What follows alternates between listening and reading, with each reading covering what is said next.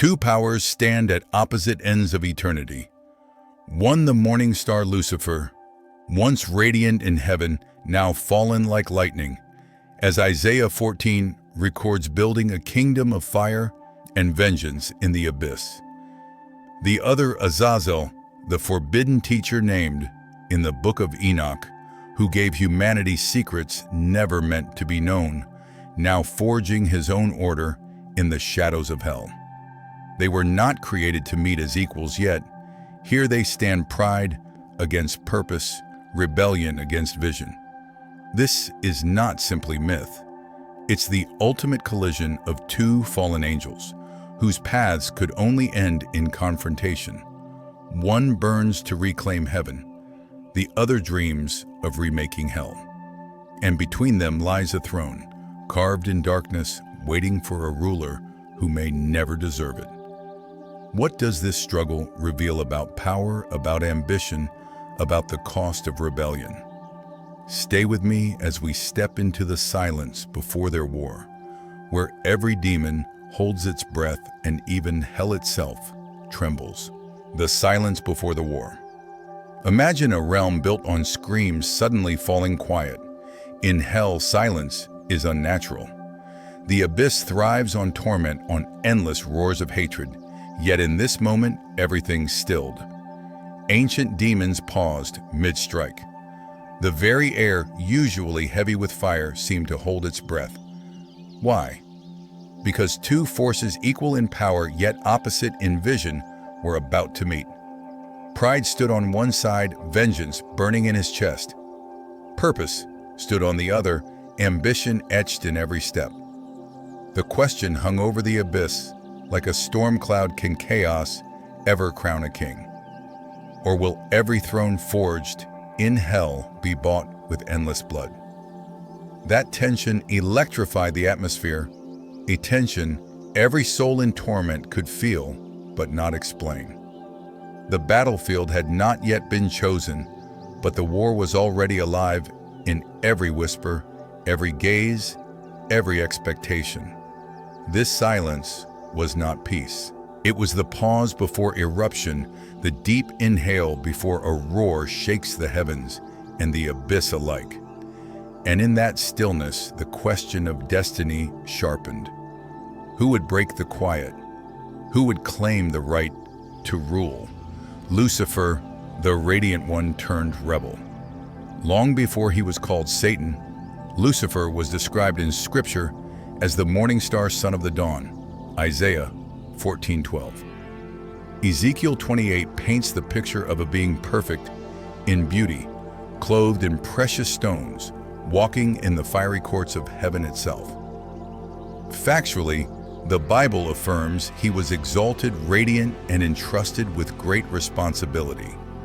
Tradition adds detail. Some Jewish and Christian writings speak of him as heaven's choir master, music flowing from his very being, light woven into his form. But even among perfection, pride can grow. The prophet Isaiah describes the inner voice of rebellion. I will ascend above the heights of the clouds. I will make myself like the Most High. That seed of arrogance transformed admiration into envy, service into defiance. Here lies the tragedy. He was not cast down because of weakness, but because of greatness corrupted. Consider for a moment, have you ever felt overlooked, undervalued, convinced you deserved more? That emotion, though small in us, burned like wildfire in Lucifer. And when it reached its height, heaven thundered with judgment. He was cast down, lightning across the sky, stripped of glory, yet not of power. In the abyss, he built a throne of fire, not as a kingdom of joy, but as a war room for revenge. This is where the mystery deepens. Lucifer never wanted hell. To him, hell was only a staging ground, a bitter fortress from which to launch his return. Every whisper of temptation, every soul led astray, every demon gathered beneath his banner, all were pawns in his long game against the throne of God. Yet while he looked upward burning for heaven, another was watching him with disdain from the shadows below. Azazel, the forbidden teacher. Unlike Lucifer, whose story is grounded in canonical scripture, Azazel's name emerges from ancient traditions that linger on the edges of the biblical world.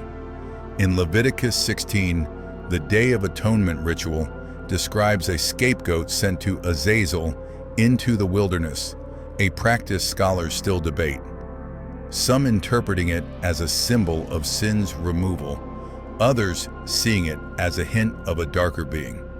The Book of Enoch goes further, presenting Azazel as one of the leaders of the Watcher's angels, commanded to observe humanity but never to interfere. Instead, he descended with 200 others, teaching mankind secrets never meant to be revealed.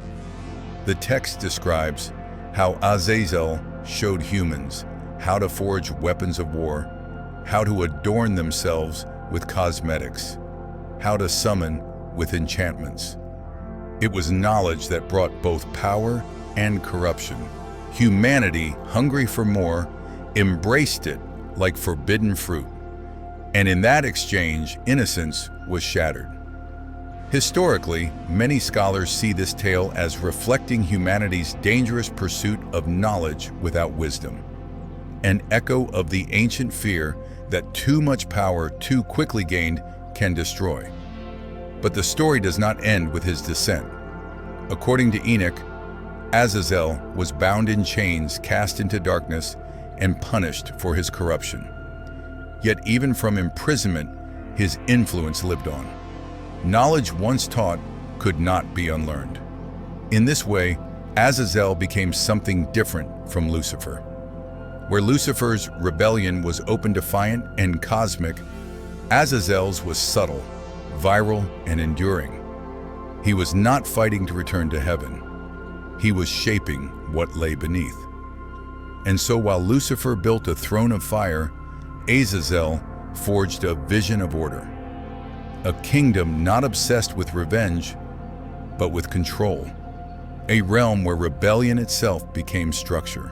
It was this difference, loud pride versus quiet purpose, that set the stage for a collision neither could avoid. Factions in hell order versus chaos. Every kingdom eventually divides, and hell was no exception. On one side stood Lucifer, surrounded by his old guard demons, forged in fire warriors of rage, loyal not out of love, but out of fear and the promise of power. On the other side, in hidden caverns, away from the burning throne, Azazel gathered the disillusioned. They called themselves the Flame of Order Fallen Watchers, restless spirits of the Nephilim, and demons who had grown weary of Lucifer's endless obsession with heaven. Imagine what that must have felt like, living under a ruler who burns century after century for a war that never comes, a leader who cares more about revenge than those who follow him. Have you ever worked beneath someone so consumed by their own battles that they forgot yours? That frustration, multiplied across legions, became Azazel's weapon. He spoke of structure, legacy, and stability, promises that sounded almost like hope in a place where hope was dead. But hell's order was never meant to be peace.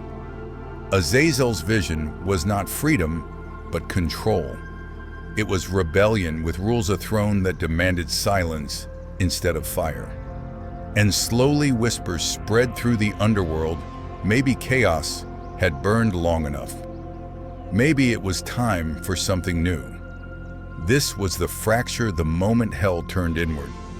No longer united in rage, its armies were split, one eye turned upward toward heaven, the other sideways toward a different throne.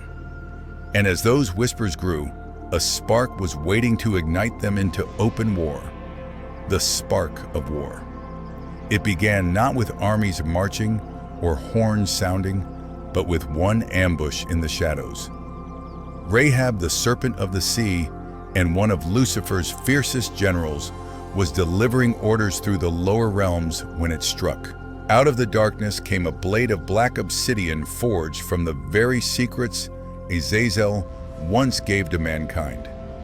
It pierced her wings, and when her blood touched the ground, the earth itself hissed and smoked. Rahab lived, but her humiliation screamed louder than any death could. The message was clear: Lucifer was not untouchable. The tremor of that strike spread like fire across the abyss. Demons who had sworn loyalty to Lucifer began to whisper. Could he really be challenged? Could another claim the throne? And all the while, Azazel's movement grew bolder. Weapons once hidden were drawn. Sigils of forbidden knowledge burned onto armor. Caverns once filled with whispers now echoed with the silent march of soldiers preparing for something hell had never known: organized rebellion. And when word reached Lucifer, hell itself seemed to hold its breath again. He did not rage as his generals expected. He did not roar or strike down the messenger. Instead, he smiled. To him, Azazel was just another fallen shadow, another fool who mistook whispers for strength. But that smile was his greatest mistake, for Azazel was not whispering anymore. He was arming. He was waiting. And soon the throne would be contested not in secret, but before the eyes of all of hell, the Battle of Thrones. The day came when hell itself became a stage. Ancient writings described Lucifer's fall as lightning from heaven, Luke 10:18. But here in the depths another storm was gathering. Two armies stood across the lake of shadows, the ground seething with molten fire, the sky blackened with cursed lightning. On one side was Lucifer wings, scorched, but eyes burning like collapsed stars. Around him gathered the old guard, Beelzebub, Abaddon, Leviathan, the demons who had shared his fury since the beginning.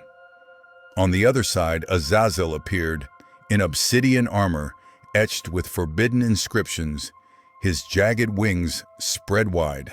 Behind him stood the fallen watchers, the restless spirits of the Nephilim and demons tired of chaos without end.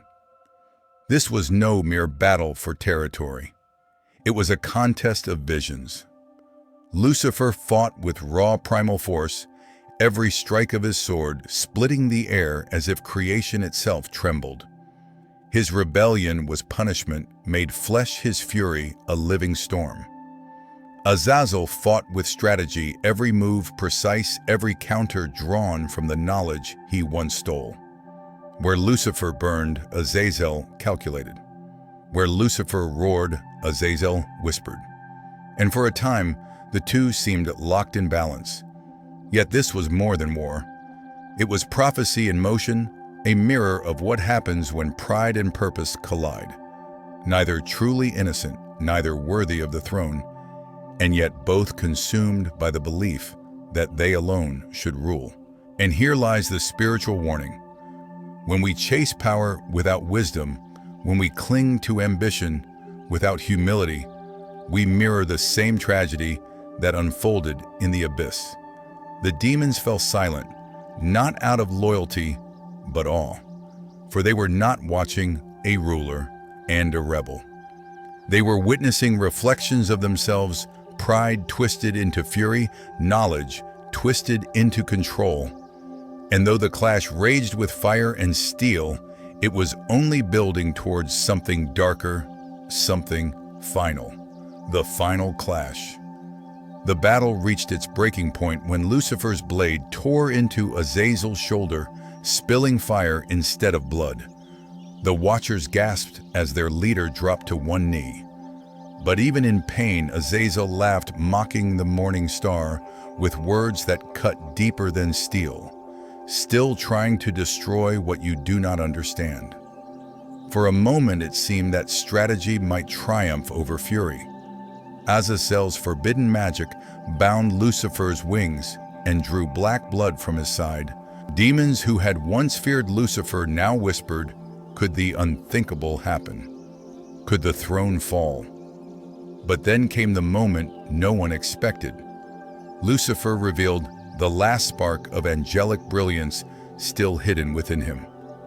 Corrupted, tainted, but undeniably divine, it blazed across the battlefield with a light so terrible that even demons turned away in agony. Exile screamed, not from fear, but from fury at the reminder of what had been lost. That light was not victory. It was a wound, a revelation that both of them, no matter how powerful, were still echoes of what they once were. With a force like 1,000 stars, Lucifer drove Exile into the black stone beneath the throne. The ground cracked open, and for a heartbeat, silence returned. Azazel lay broken, armor shattered, yet his eyes still burned. Lucifer stood above him, and in his voice there was something unheard before regret. You could have ruled beside me. But Azazel spat back with defiance. I never wanted to rule beside you. I came to replace you. Lucifer turned away, not in mercy, but in recognition. Killing Exile would not end the rebellion, it would only forge a martyr. The battle was over, but the war in truth had only begun. And perhaps that is where the deepest reflection lies. Have you ever fought for something so long you forgot why you began? Have you looked into your rival's face and seen your own reflection staring back? That is the tragedy of these two fallen angels. Their war was never about truth, never about justice. It was about power, and power alone cannot heal what pride has broken. In the end, the story of Lucifer and Exile is not about who sat upon a throne of fire, but about what happens when pride and ambition become the only guiding light. Neither truly won, because rebellion built on self cannot last. Their struggle is a mirror held up to us, showing the dangers of chasing power without purpose, or clinging to ambition without humility. Perhaps the real throne of hell is not carved from stone at all, but from the choices made when we forget who we were created to be. And that is where the mystery becomes personal. How often do we in our own lives fight battles that leave us empty, driven more by the need to prove ourselves than by the call to live with grace and wisdom? Have we ever lost sight of the reason we started, only to realize we were contending with reflections of our own flaws? These are questions that stretch beyond angels and into the human heart. Thank you for walking with me through this journey. If this exploration stirred something in you, I invite you to like this video, share it with someone who also seeks hidden truths, and subscribe so you don't miss the next mystery that lies waiting in Scripture and tradition. Until then, may you walk with clarity, may your battles lead you not to pride, but to peace, and may the mysteries of heaven continue to guide your steps. I'll see you again soon.